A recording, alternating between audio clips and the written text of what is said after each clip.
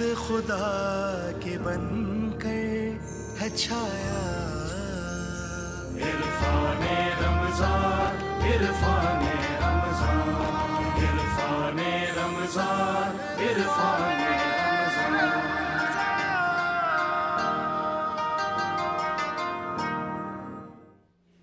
خوش آمدید، سلامتی کے ساتھ آئیے اور الف لام میم سماعت فرمائیے. عرفان رمضان میں آپ کا پسندیدہ پروگرام جس کو آپ ہر طرح سے سراہتے بھی ہیں، حوصلہ افزائی بھی کرتے ہیں، جو ہمارے لیے بہت زیادہ قیمتی ہوتا ہے.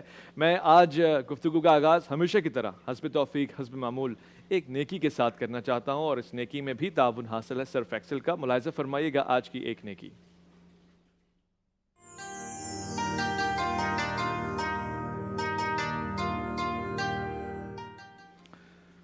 رسول اکرم صلی اللہ علیہ وآلہ وسلم نے فرمایا کہ تم میں سے جو شخص اپنے اسلام کو عمدہ بنا لے، یعنی اپنی زندگی میں اتار لے، بے حیائی سے بچ جائے اور وہ تمام کام جو نفاق اور ریاکاری سے ہیں اسے دور ہو جائے، تو ہر نیک کام جو وہ کرتا ہے اس کے بدلے میں اس کو 10 سے لے کر 700 گنا تک نیکیاں ملتی ہیں. 10 سے لے کر 700 گنا تک. اللہ اکبر. اب آپ یہ سوچ رہے ہوں گے کہ اگر ایک نیک کام کرنے سے اتنی نیکیاں مل رہی ہیں تو پھر ایسے ہی عدل ہوگا، یہی توازن ہوگا. ایک غلطی، ایک کوتاہی یا غلطی سے بھی گناہ ہو جائے گا تو پھر اتنا ہی اس کا عذاب لکھا جائے گا اور اس کو گناہ کو اتنی مرتبہ ملٹیپلائی کیا جائے گا. تو حدیث کا اگلا حصہ ہے، آپ فرماتے ہیں کہ اور ہر برا کام جو کرتا ہے وہ اتنا ہی لکھا جائے گا جتنا وہ کرتا ہے. یعنی اپنے اسلام کو عمدہ بنا لیں، اپنی ذات کو اچھا، نفیس اور عین اسلام کے مطابق بنا لیں تو آپ کے لیے نیکیوں میں اضافہ ہے، برکت ہے، اور وہ غلطی جو آپ کر دیتے ہیں وہ اتنی ہی ہے جتنی آپ نے کی ہے. اس کو multiply by x by Z نہیں کیا جا رہا. یہ ایک ایسی چیز ہے جس کو آپ اپنے دماغ میں بٹھا لیں. ایک تحفہ بھی ہے اور امت پیغمبر محمد مصطفیٰ صلی اللہ علیہ وآلہ وسلم ہونے کی فضیلت بھی ہے. میں چاہتا ہوں کہ آج گفتگو کا آغاز ہو، مفہوم کو سمجھا جائے، عنوان پہ بات کی جائے، اور سوال اگر بحث کے انداز سے ہو تو ضرور کیا جائے. احترام سے دلائل کو بھی سنے جائے، موقف کا ایک طرح سے استقبال کیا جائے. مگر اس سے قبل میں اس ہستی کے حوالے سے کلام سننے کا خواہش مند ہوں کہ جس کی بدولت ہم تک یہ دین پہنچا ہے، جن کا شکریہ، اظہار تشکر ہم مختلف انداز سے کہتے ہیں. نعت شریف بھی اس کا ایک چھوٹا سا پیارا سا انداز ہے. اس حوالے سے ہمارے پاس موجود ہے مفتی بلال اویسی صاحب. میں آپ سے گزارش کروں گا کہ بارگاہ رسالت صلی اللہ علیہ وآلہ وسلم میں محبت کے پھول نچھاور فرمائیں اپنے خاص انداز سے. اللہم صلی علی سیدنا محمد معدن الجود والکرم صلی اللہ علیہ وسلم صلی اللہ علیہ وسلم صلی اللہ علیہ وسلم صلی اللہ علیہ وسلم. سچی بات سکھاتے یہ ہے، سچی بات سکھاتے یہ ہے، سیدھی راہ چلاتے یہ ہے، صلی اللہ علیہ وسلم.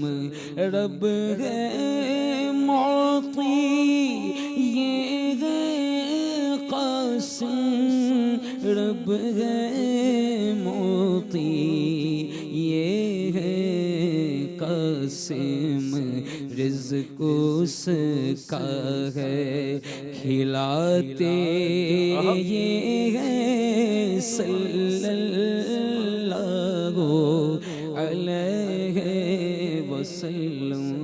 اویس بھائی خود میرے آقا نے فرمایا، بخاری شریف میں روایت موجود ہے کہ وَإِنَّمَا أَنَا قَاسِمٌ وَاللَّهُ يُعْطِي، کہ اللہ عطا فرماتا ہے اور میں تقسیم فرماتا ہوں. میرے امام فرماتے ہیں کہ رب ہے معطی دینے والا اور یہ ہے قاسم، رب ہے معطی یہ ہے قاسم، رزق اس کا ہے کھلاتے یہ ہے، صلی اللہ علیہ وسلم انا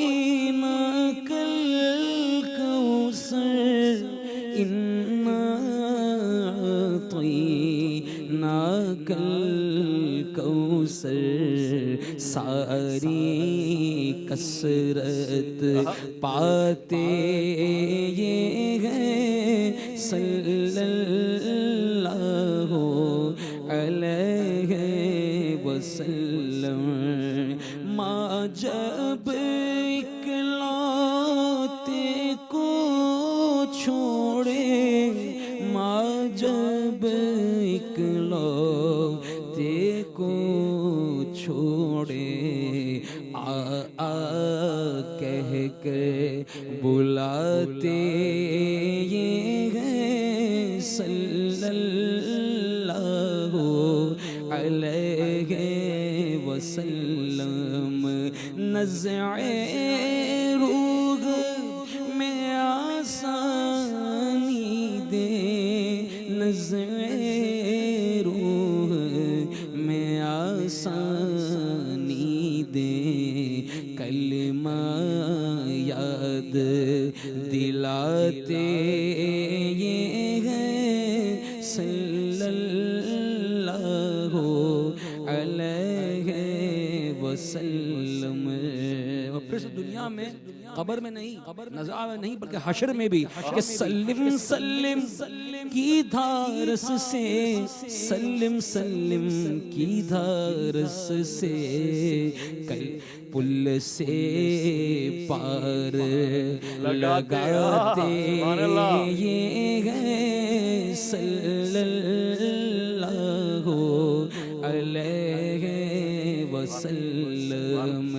کہ تو رضا سے خوش ہو خوش رہ کہ تو رضا سے خوش ہو خوش رہ مجدہ رضا کا سناتے یہ ہیں صلی اللہ علیہ وسلم. کیفیت رحمت امید کا اظہار ہے کہ مجدہ رضا کا سناتے یہ ہیں صلی اللہ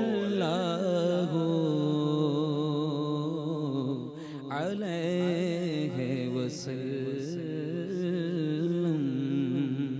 سبحان اللہ سبحان اللہ. جی سلامت رہیں. بہت اچھا انداز اور بڑا خلوص نظر آیا مجھے. ویسے تو نعت خواں ہونا بھی کوئی کم شرف نہیں ہے مگر ایک اور اعزاز بھی ان کو حاصل ہے. یہ بھتیجے ہیں جناب اویس رضا قادری صاحب کے. ہم آپ کو بھی سلام کہتے ہیں اور ایک اچھی تربیت ہے نعت خوانی عشق رسول. اللہ کرے کہ یہ گھر گھر پہنچے. میں آج کے موضوع سے بہت کچھ استفادہ کرنے کی نیت رکھتا ہوں. دعوت تبلیغ اور اس کا قرآنی اسلوب اور انبیاء علیہ السلام کا طور طریقہ آپ کی سنت کیا ہے. کیا آج کے زمانے میں بھی دعوت و تبلیغ کی ضرورت ہے؟ اور ہے تو پھر اس کا انداز کیا ہونا چاہیے، افکار کیا ہونے چاہیے، اظہار کیسے ہونا چاہیے، خود داعی کے لیے کچھ واجبات کچھ فرائض ہیں وہ کیسا ہو، اس کا محور کیسا ہو، اس کا مرکز کیسا ہو، اس کا اظہار کیسا ہو. آج ہم تفصیلی گفتگو کریں گے اور ہم یقینی طور سے قرآن کریم کی ان آیات کے زاویے میں رہ کے کریں گے جب وہ کہہ رہا ہے کہ تمہارے درمیان ایک ایسی جماعت ہونی چاہیے جو خیر کی طرف بلائے. یدعون للخیر وَيَأْمُرُونَ بِالْمَعْرُوفِ وَيَنْهَوْنَ عَنِ الْمُنْكَرِ. یہ دو تین چیزیں ایسی ہیں جو عام مسلمان پہ تو واجب اور فرض ہے مگر خاص جماعت کے لیے خیر کی طرف بلانا اور نیکی کا حکم دینا کیسا ہے، اس پہ ہم بات کریں گے. مفتی فضل زبان صاحب، وہ جماعت جو اللہ تعالیٰ چاہتا ہے کہ مسلمانوں میں ایک خاص جماعت ہو یا عمومی طور سے اجتماعی طور سے ہر مسلم پہ یہ فریضہ ہے کہ وہ دعوت کرے، تبلیغ دے اور اللہ کے دین کی طرف بلائے؟ الحمدللہ وکفا والصلاة والسلام علی من لا نبی بعد. دعوت اور تبلیغ یہ دو الگ الگ لفظ ہیں. اچھا. اس کو ایک پیرائے میں ذکر تو کیا جاتا ہے، مفہوماً تو ایک ہے لیکن اس میں فرق ہے. اچھا. تبلیغ کا مطلب ہوتا ہے جسٹ پہنچا دینا، بلغ ما انزل الیک من ربک، یہ باب تفعیل کا مصدر ہے. اور دعوت کا مطلب ہوتا ہے بلانا. اس میں فرق یوں ہے کہ ایک محلے میں کوئی شادی ہو رہی ہے تو اب سب کو پتہ چل گیا، ابلاغ سب تک پہنچ گیا کہ یہاں شادی ہو رہی ہے، وہ کناتے لگنا، وہ شامیانے، وہ ساری چیزیں، لیکن آئے گا وہ جو انوائٹڈ ہوگا۔ تو اسی لیے تبلیغ جو ہے وہ صرف پہنچانا ہے، اور دعوت باقاعدہ پھر ان کو اسلام کی طرف بلانا ہے۔ صحیح۔ دعوت دین کو ہم 3 کیٹیگریز میں تقسیم کر سکتے ہیں۔ ایک ہے دعوت دین، کہ لوگوں کو دین کی طرف بلانا اور دعوت دینا۔ صحیح۔ صحابہ اکرام نے بھی کیا، اور پوری دنیا میں خطوط بھی بھیجے گئے، قاصد اور سفیر بھی بھیجے گئے۔ اور ایک ہے اصلاح امت کے لیے دعوت دینا، مسلمانوں ہی میں بگڑے ہوئے مسلمانوں کو دین سے قریب کرنے کے لیے دعوت اور تبلیغ کا کام کرنا، جو مدارس اور دعوت اور تبلیغ کے نام سے ہو رہا ہے۔ صحیح۔ اور تیسرا ہے دفاع دین کے لیے، یعنی ایک ایسی جماعت ہو کہ اسلام پر جو اعتراضات ہوتے ہیں، جو تنقید ہوتی ہیں، جو آبجیکشنز ہوتے ہیں، جو ارتداد کے فتنے ہوتے ہیں، جو مستشرقین اور ملحدین کی صورت میں اسلام کی عمارت کو وہ شکوک اور شبہات کی پرچھائیوں میں چھپانا چاہتے ہیں، تو اس کے لیے بھی ایک جماعت ہو۔ اب اس امت کو جو بہترین امت کہا گیا وہ کیوں؟ یعنی وجہ امتیاز کیا ہے؟ کنتم خیر امت اخرجت للناس، تم لوگوں کی نفع رسانی کے لیے نکالے گئے ہو۔ تأمرون بالمعروف وتنہون عن المنکر، اچھی باتوں کا حکم کرو گے، بری باتوں سے روکو گے، یہی تبلیغ ہے۔ وَلْتَكُمْ مِنْكُمْ أُمَّةٌ يَدْعُونَ إِلَى الْخَيْرِ، تم میں ایک جماعت ایسی ہونی چاہیے جو لوگوں کو بلائے۔ انفرادی طور پر تو ہر آدمی کے یہ ذمہ ہے، لیکن اجتماعی طور پر مسلمانوں میں ایک جماعت ہونی چاہیے، اور وہ جماعت علمی جماعت ہو۔ اچھا، ہاں، لِيَتَفَقَّهُوا وَلِيُنذِرُوا قَوْمَهُمْ فَلَوْلَا نَفَرَ مِنْ كُلِّ فِرْقَةٍ مِّنْهُمْ طَائِفَةٌ، تم میں ایک جماعت کیوں نہیں نکلتی کہ وہ دین میں سمجھ بوجھ حاصل کرے، پھر لوگوں کو ڈرائے۔ اگر خود اس کا علم کامل نہیں ہوگا تو شاید وہ دعوت اور تبلیغ کو خوش اسلوبی کے ساتھ سر انجام نہیں دے پائے گا۔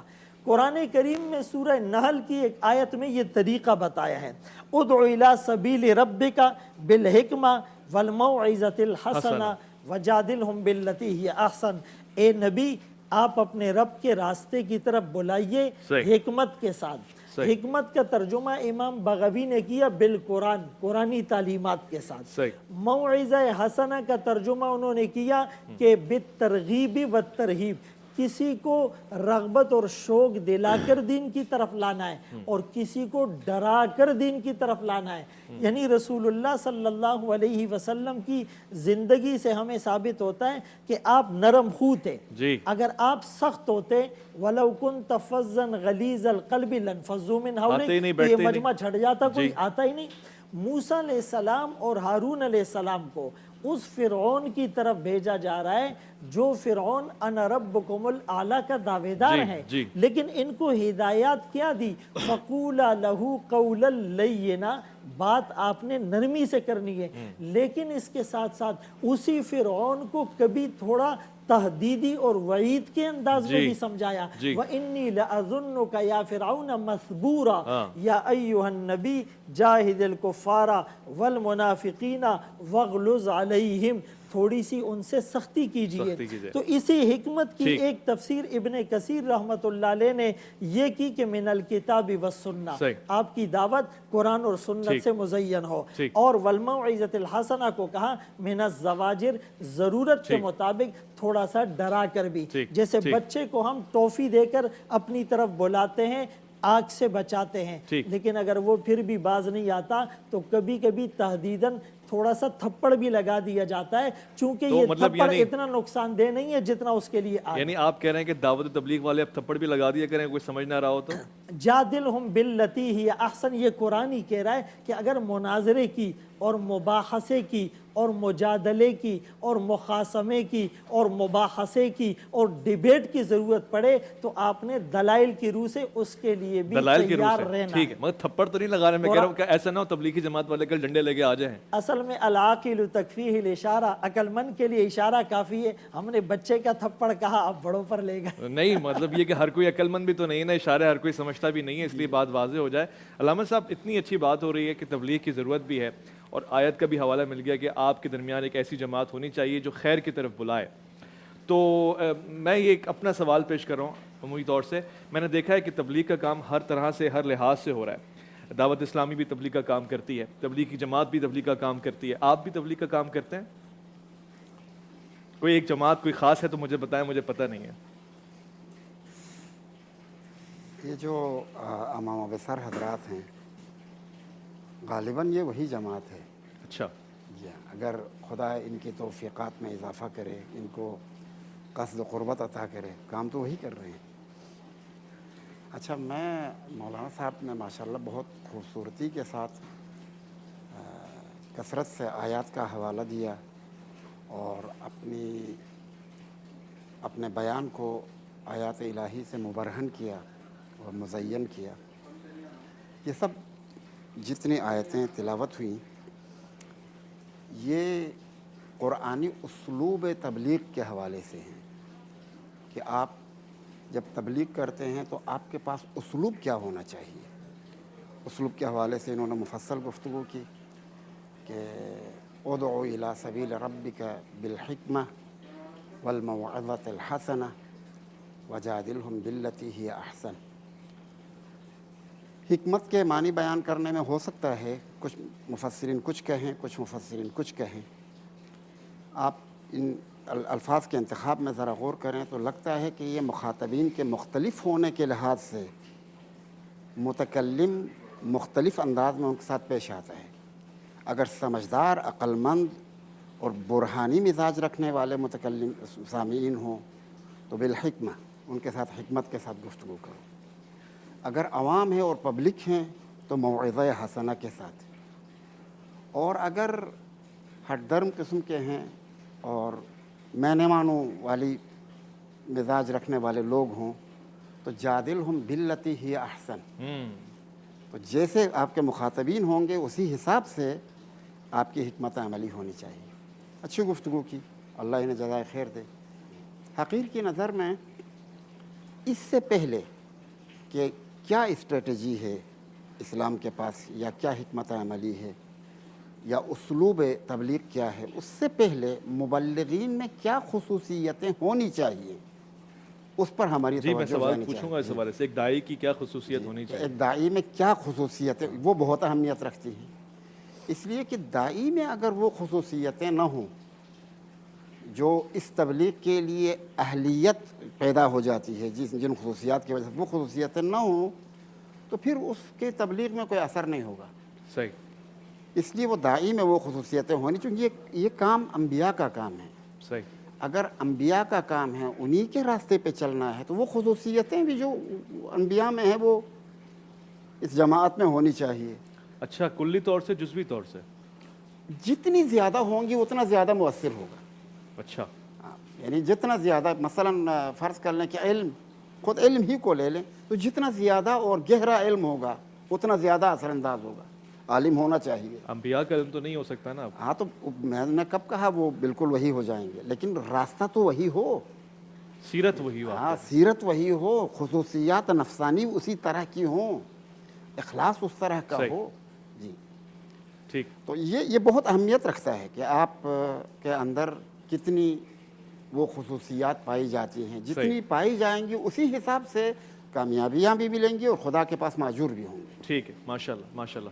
اچھی گفتگو ہو رہی ہے اور سلسلہ جاری و ساری ہے. میرے دل میں ایک سوال تھا, اس کا جواب میں یقینی طور سے لوں گا, بتدریج لوں گا, کہ دعوت و تبلیغ کا کام بڑا ضروری ہے, مگر یہ سب پر واجب ہے یا یہ واجب کفائی ہے یا پھر کوئی خاص جماعت ہے اس کا کام ہے اور اسی کی ذمہ داری ہے, اور وہ جب نکلے تو ہم پھر اس کو برا بھلا کہیں کہ بھئی یہ نکل جاتے ہیں سامان لے کے, یہ کیا کر رہے ہیں. تو اس پہ ذرا ایک توازن, اعتدال والی شخصیت ہونی چاہیے. ایک مختصر سا وقفہ لے رہے ہیں, لوٹ کر آئیں گے تو مزید گفتگو کریں گے. عرفان رمضان میں آپ کا انتظار رہے گا. رحمت خدا کے بن کر ہے چھایا. عرفان رمضان, عرفان رمضان, عرفان رمضان, عرفان رمضان.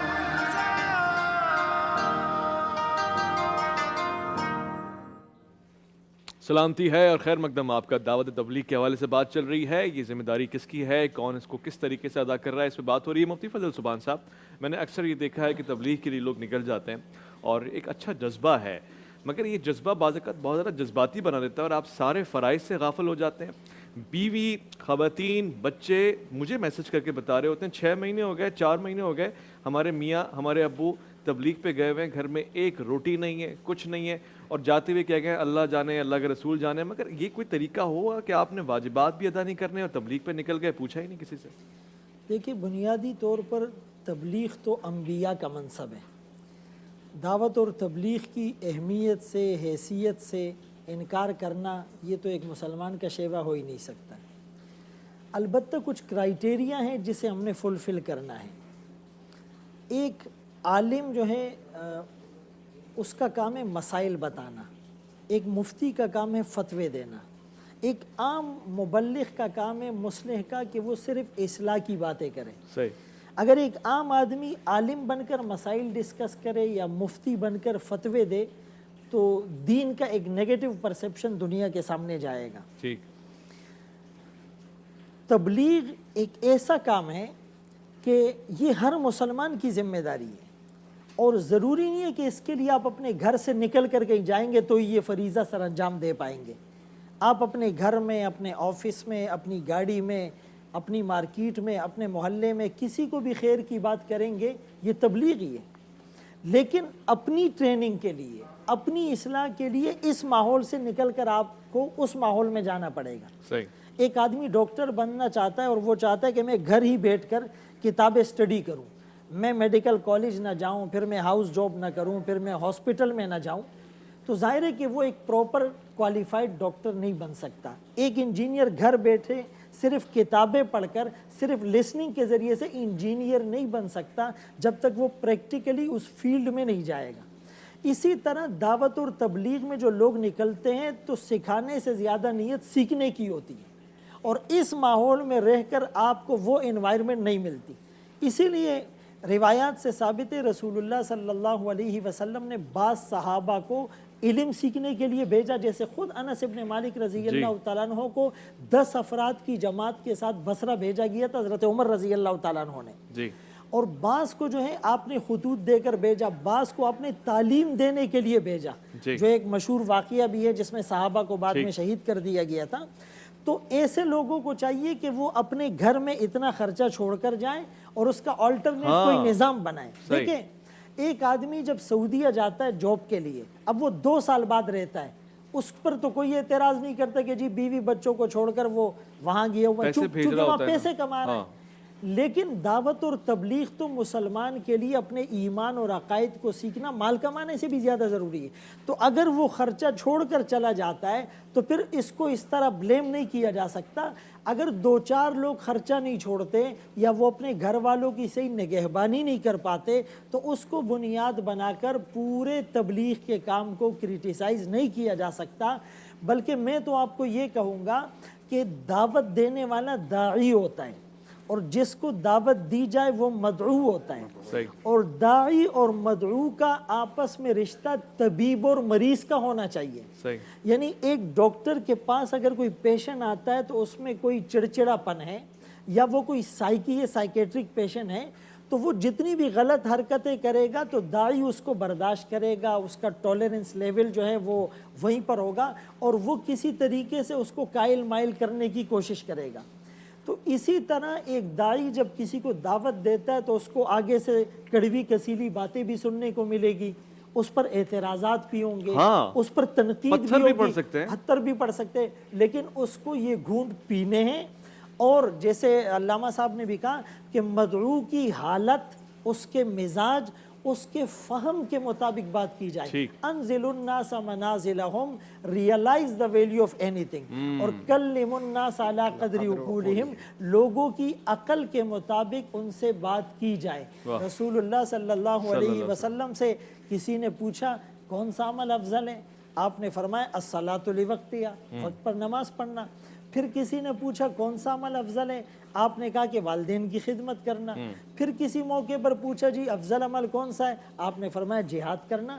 اب ایک ہی سوال ہے، لیکن موقع کی مناسبت سے سائل کی حالت کو اور اس کی کنڈیشن کو دیکھ کر آپ اس کو الگ الگ عمل تجویز فرما رہے ہیں.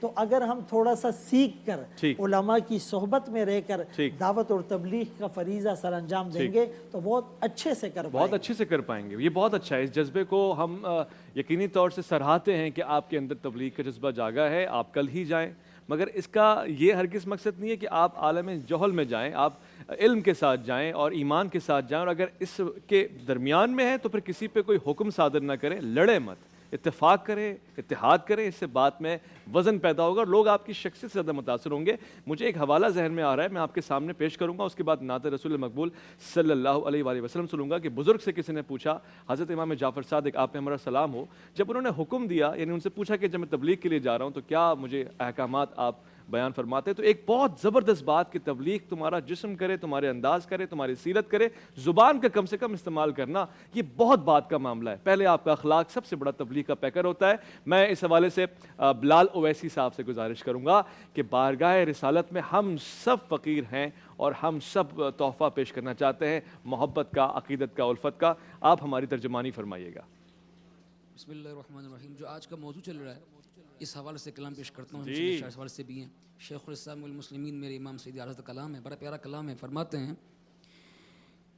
بلغ العلا بکمالہ،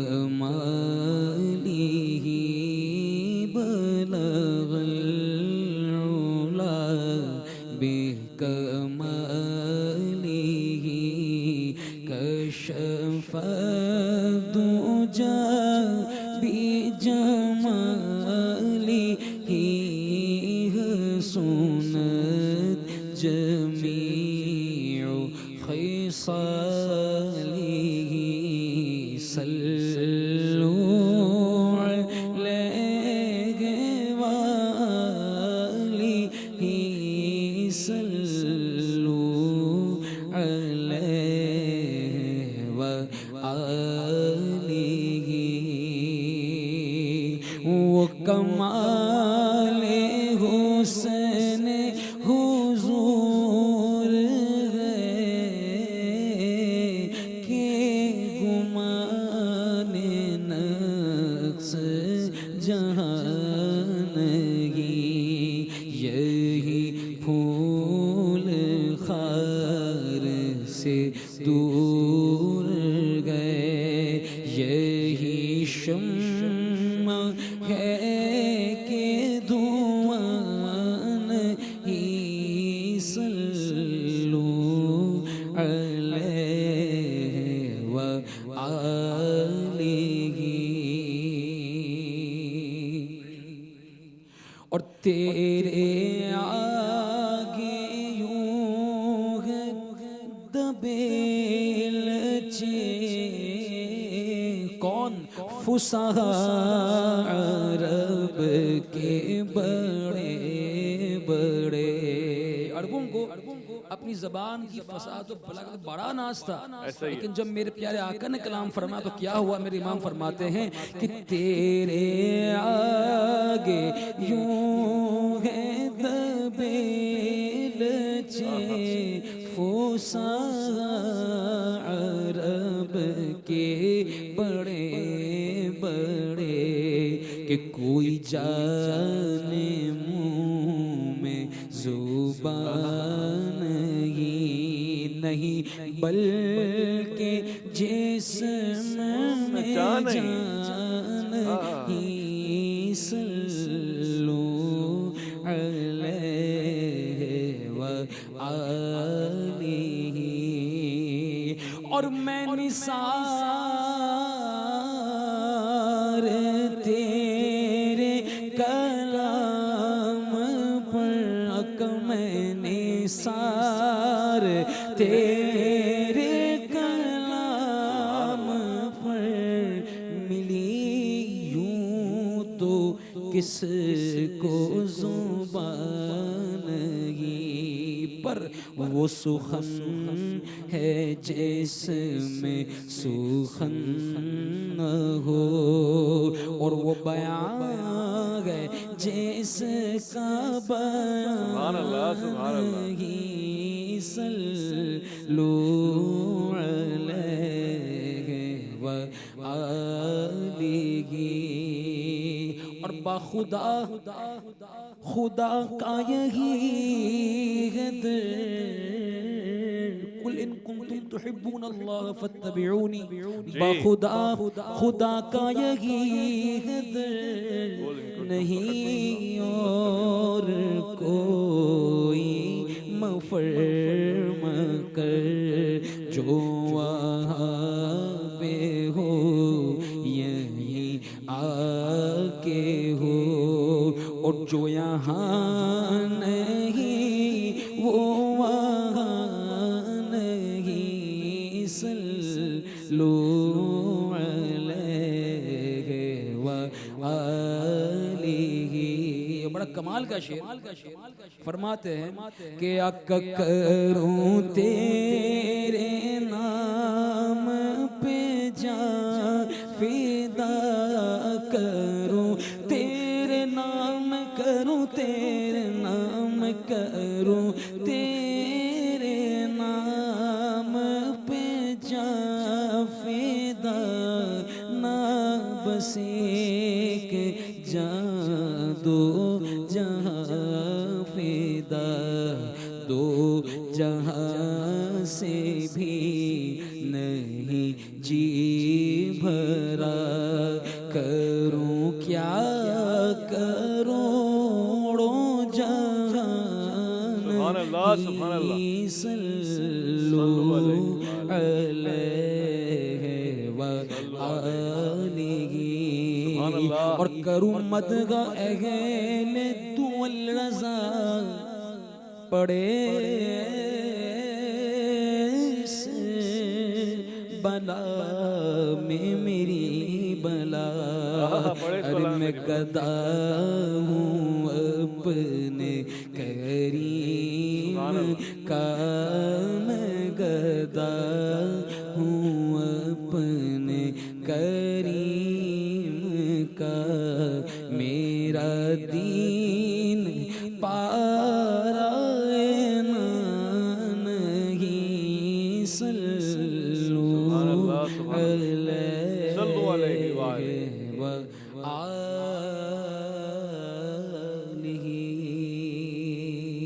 صلو علیہ وآلہ یقینی طور سے سلام اور درود آپ کے لیے ہے اور آپ کی آل پاک پہ۔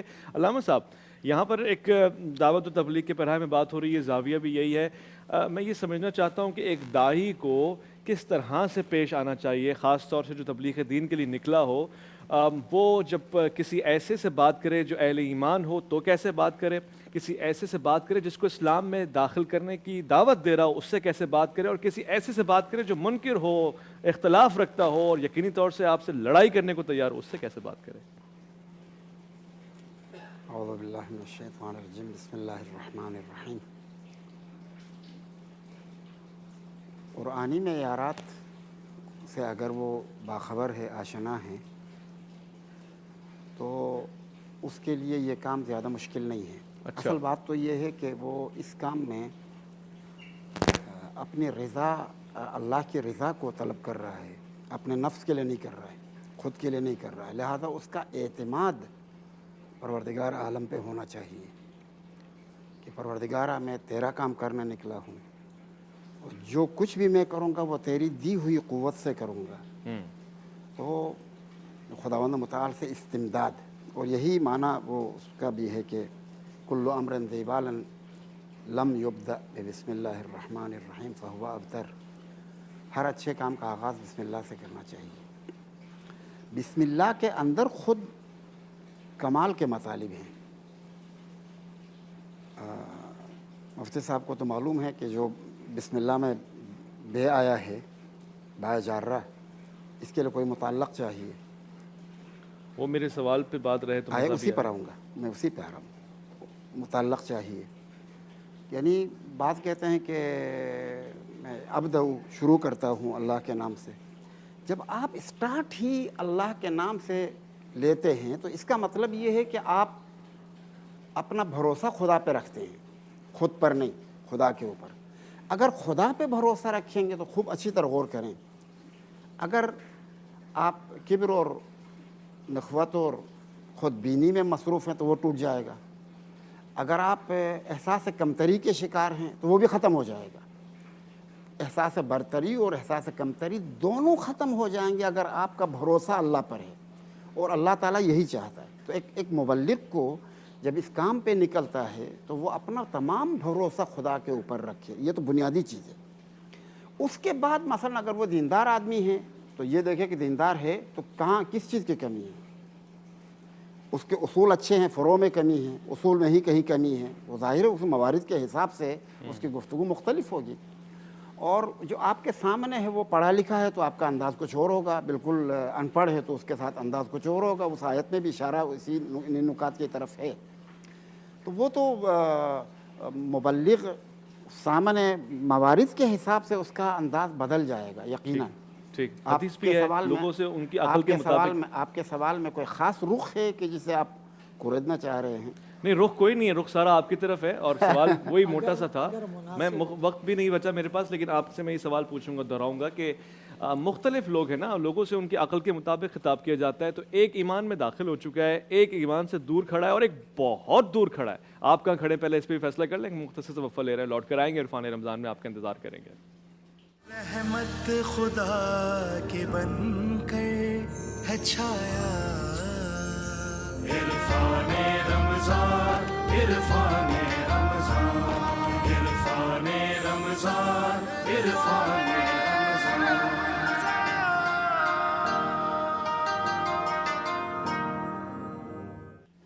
خوش آمدید سلامتی کے ساتھ. مفتی صاحب, مجھے کچھ باتیں بڑی تکلیف دیتی ہیں, وہ میں سوال کے تحت آپ سے پوچھنا چاہتا ہوں. جب ہمارے پیارے بھائی تبلیغ کے لیے نکلتے ہیں, بہت سے لوگ ان کو تنقید کا نشانہ بناتے ہیں, بدتمیزی کرتے ہیں, جملے کستے ہیں. اور یہ جملہ تو مجھے آج تک سمجھ میں نہیں آیا. مجھے لگتا ہے کہ اس میں داڑھی مبارک کی تذلیل ہے کہ چور کی داڑھی میں تنکا. اب کیا جس کی داڑھی نہیں ہوتی وہ چور نہیں ہوتا, یا خواتین چوری نہیں ہوتی ہیں, کیوں کہا جاتا ہے؟ دیکھیں, شرح عقائد جو ہے وہ عقائد کی کتاب ہے, اور اس میں یہ لکھا ہوا ہے کہ دین کی کسی بات کا, کسی شعیرے کا, شعیرہ جس کی جمع شاعر آتی ہیں, اس کا مذاق اڑانا اور استہزاء کرنا کفر ہے. اب ایک آدمی محاورتاً یہ جملہ کہتا ہے, اس کی نیت استہزاء کی نہیں ہے, اس پہ کوئی فتویٰ کفر کا نہیں لگے گا, لیکن یہ تقوی کے خلاف ہے. داڑھی ایک مبارک عمل ہے, داڑھی کی نسبت رسول اللہ صلی اللہ علیہ وسلم کے ساتھ ہے.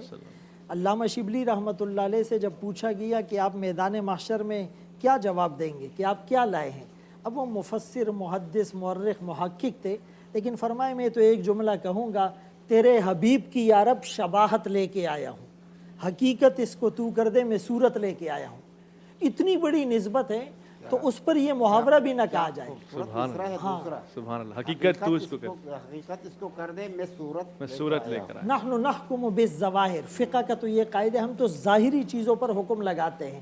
وَذَرُوا ظَاهِرَ الْإِسْمِ وَبَاطِنَا, تو ہمارے کردار اور گفتار سے, انداز سے بھی کوئی ایسا جملہ ظاہر نہ ہو.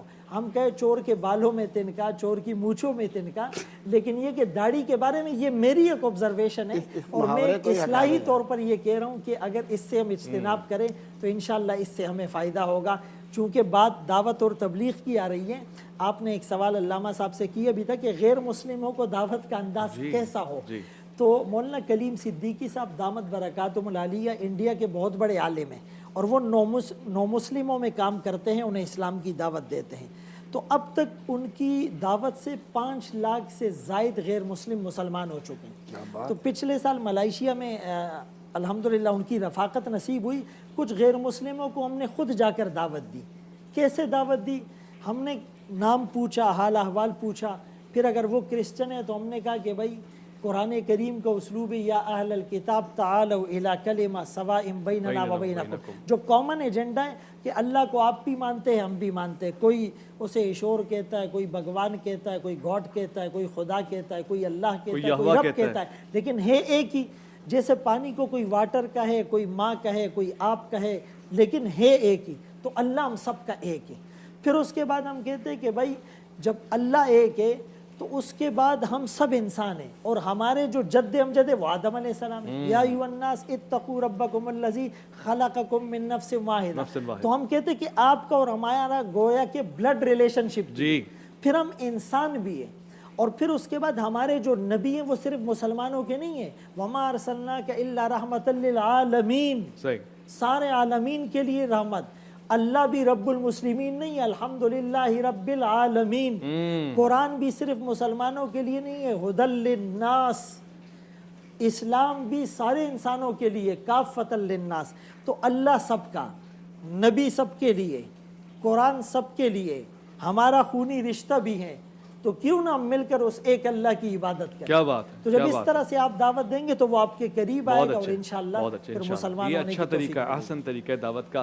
مولانا صاحب نے جب اس سے قبل گفتگو فرمائی تشبیہات کا احترام کریں، اور وہ تشبیہ جو آپ کے اور ہمارے رسول ختمی مرتبہ صلی اللہ علیہ وسلم سے ہو اس کا تو خصوصی احترام کرنا چاہیے. امت اگر ان تشبیہات کا احترام نہیں کرے گی تو حقیقت اور حقائق تک کیسے پہنچے گی. میرے آنکھوں میں آنسو آئے ایک جملہ سوچ کے کہ تشبیہ ہے یہ داڑھی مبارک جو آپ رکھتے ہیں اس کا اس لیے احترام کر لیں، عالم دین کا اس لیے احترام کر لیں کہ وہ انبیاء کے ورثہ ہیں اور اس مسند پہ بیٹھے ہوئے ہیں، وہ کار انجام دے رہے ہیں جو انبیاء کا ہے. اور اگر آپ ان تشبیہات کا احترام نہیں کریں گے، داڑھی ہو یا کوئی ایسی چیز جو تبرکات میں شامل ہوتی ہے، تو پھر آپ اس حد تک گر جائیں گے، رہیں گے مسلمان نام لیوا مگر پھر تشبیہ رسول یعنی شبیہ رسول کا بھی احترام نہیں کریں گے. پھر آپ کے ہاتھ سے تلوار چلے گی اور حضرت امام حسین معاذ اللہ ان پر آپ چڑھائی کریں گے. حضرت علی اکبر جو شبیہ رسول ختمی مرتبت ہیں، پھر آپ کو ان کی بھی پرواہ نہیں رہے گی. یہ ہوتی ہے دین سے دوری. تو لہٰذا چھوٹی چھوٹی باتوں کا خیال کریں، اللہ تعالیٰ آپ سے بڑے کام لے لے گا. میں علامہ صاحب سے پوچھنا چاہتا ہوں داعی کی خصوصیات کیا ہیں، وہ صفات کیا ہیں جو ایک مبلغ کو اپنانی چاہیے لازمی طور سے؟